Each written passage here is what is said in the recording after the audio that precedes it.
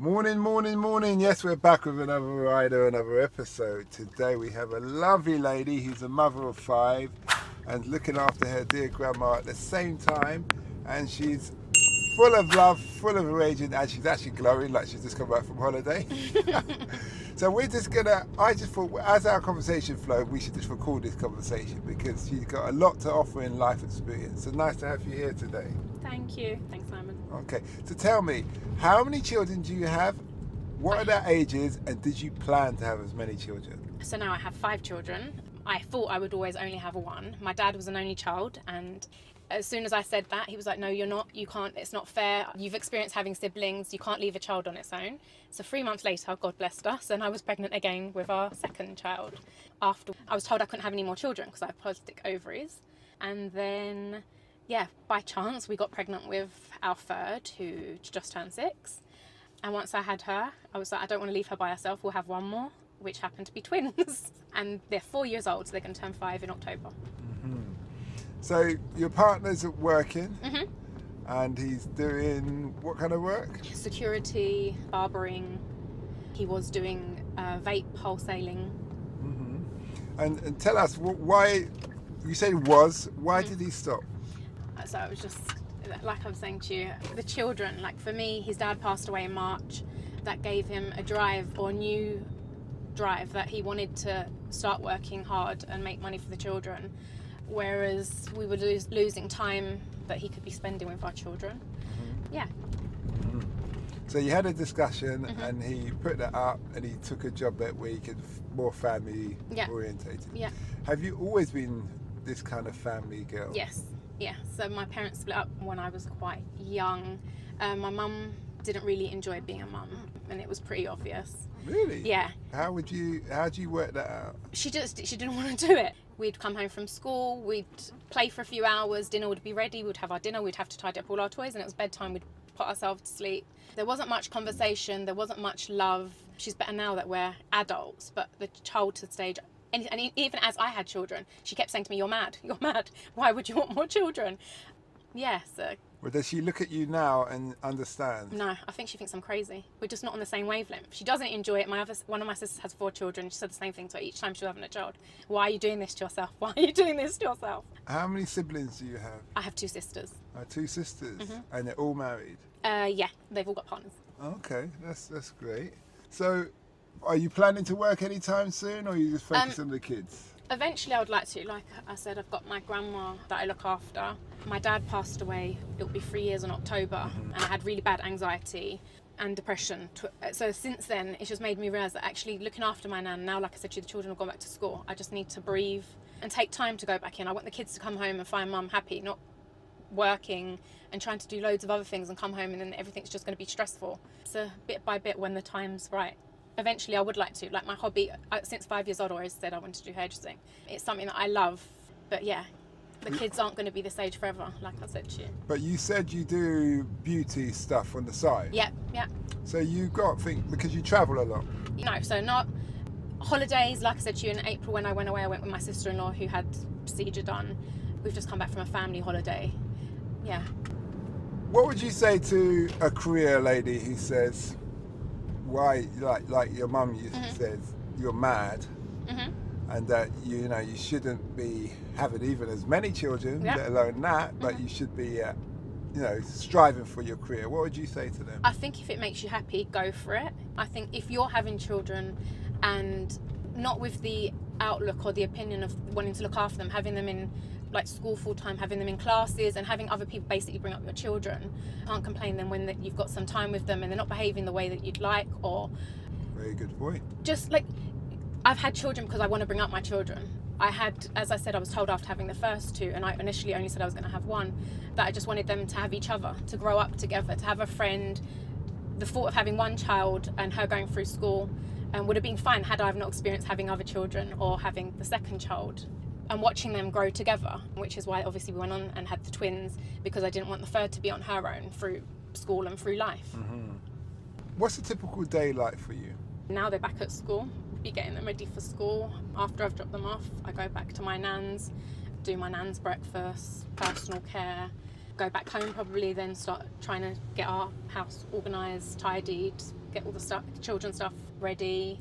I do so much that I don't know how many, like even the putting it down. So today, for example, dropped the children to school, went to my nan's, got her ready for a hospital appointment, brought her into hospital. I'll go back home now, start getting her evening meal ready, go back home, then my family's meal ready, getting them ready for bed and spend some time together. Did you picture yourself living like this when you were in school? No.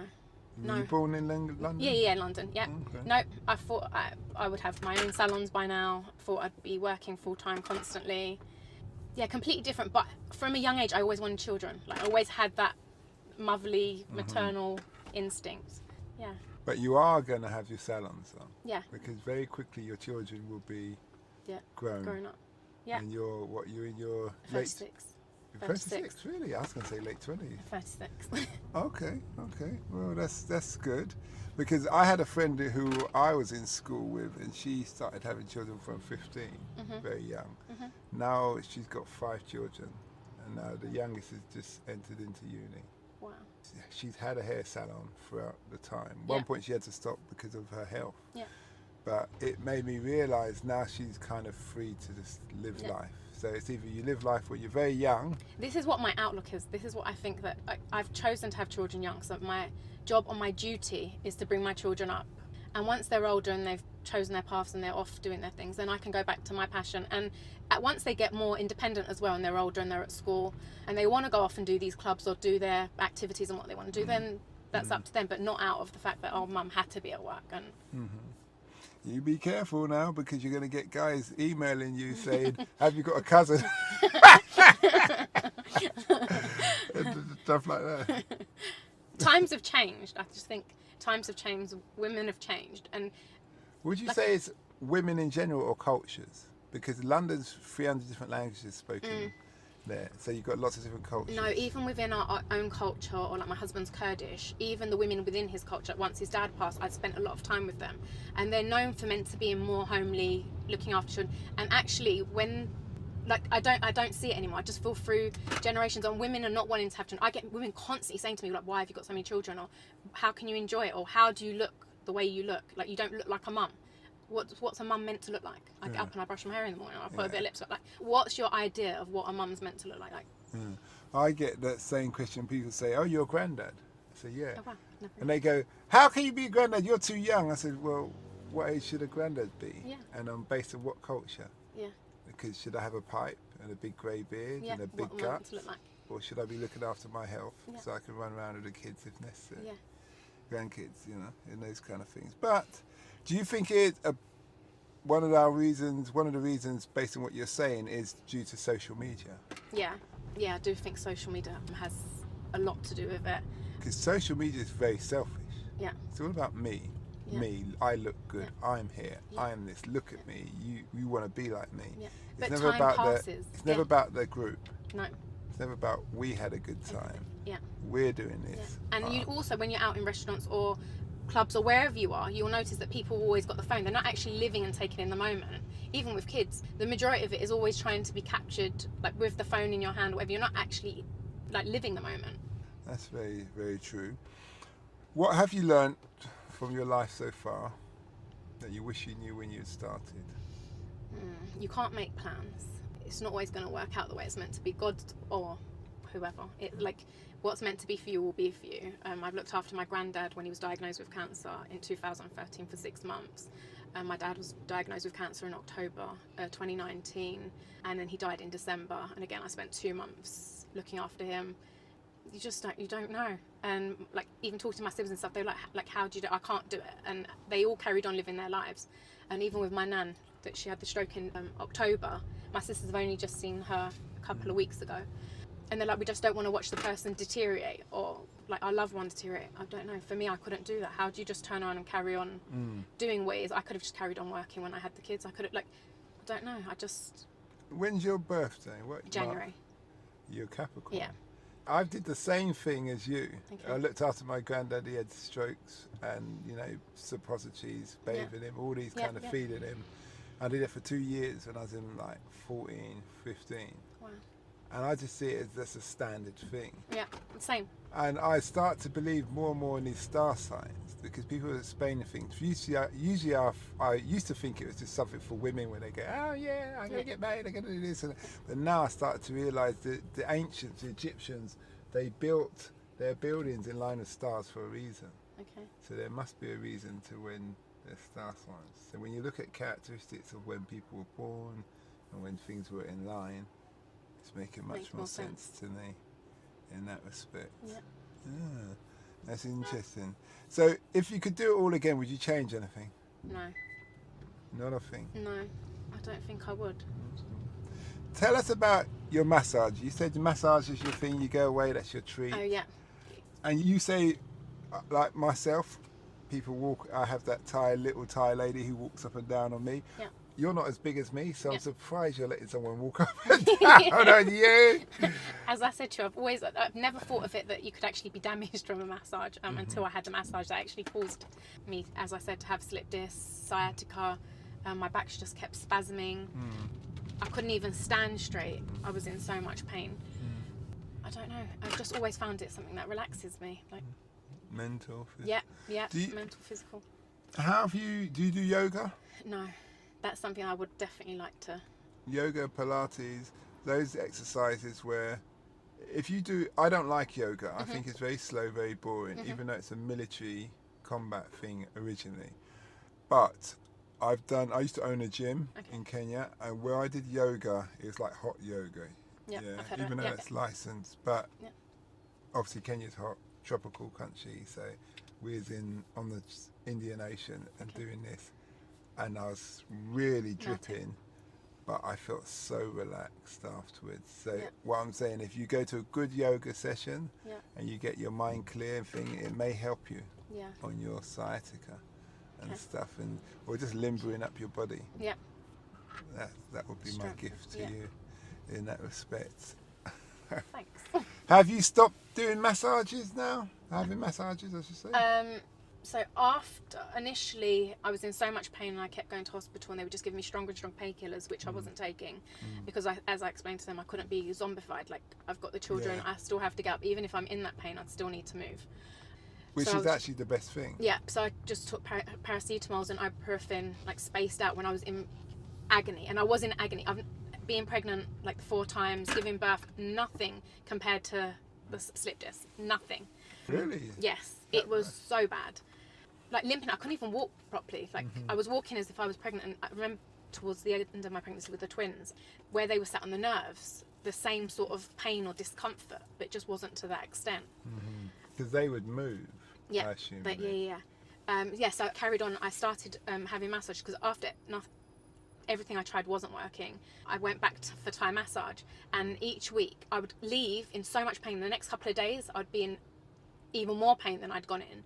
But by the end of the week it started to get better. So the next week, for about 3 or 4 weeks, I did the same thing till eventually it started like loosening my back and making the pain much less. So when did I say that was back in April? I'd say the last month I feel my back's strong again. I don't feel like I'm in that much pain. When I lie down, or obviously in the mornings, I feel that pain, but it wears off. I spoke to a consultant one time, and he said he's trying to give me some pills to take. And I said I don't take pills because if it's suppressing the pain, that's not telling me the problem's solved. And he said actually that's a very good idea. He's a real posh consultant. Pinstripe suit with the waistcoat and the braces and all of that. And he said actually you shouldn't take any drugs that haven't been around for 50 years. And that would rule out ibuprofen. Because then you start to get a beginning of an understanding of what it truly does to the human body.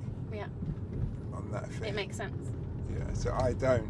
They gave me this drug when I damaged some groin muscle thing when I was playing football about 2 months ago, and it was an opioid, but I couldn't move, so I took it twice, and then I just stopped taking it once I could move. Okay.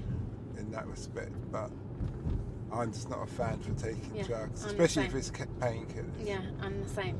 It does scare me. Like I said, even with the ibuprofen, that I only started taking after I had the twins, because again I had the C-section, and when you leave the hospital they give you a load of medication, to tell you to take, and I didn't take any of it other than the paracetamol, and if I was in a lot of pain then I'd take a ibuprofen, but in general, yeah, I'm not one for painkillers either.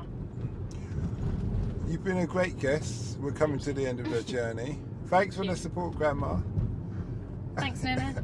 She's relaxed, she's looking out the window. Okay. I have one last question to you. Mm-hmm. As a mother, as a lady you are, the woman you are, Mm-hmm. if the world was in front of you, Yeah. the 7.5 million people, no, billion people, sorry, no pressure, Yeah. and they were asking you for one sentence of advice for life, what would you say to them? Enjoy every moment, and nothing's forever. It's all gonna change, whether it's the good, whether it's the bad, whatever it is, it all passes. Time passes quickly. Well, thanks a lot for that, and we wish you well. Thank you. We hope that episode enhanced your life. We post an interview every day as well as vlogging on our social media channels. Don't forget to subscribe to get our latest episode.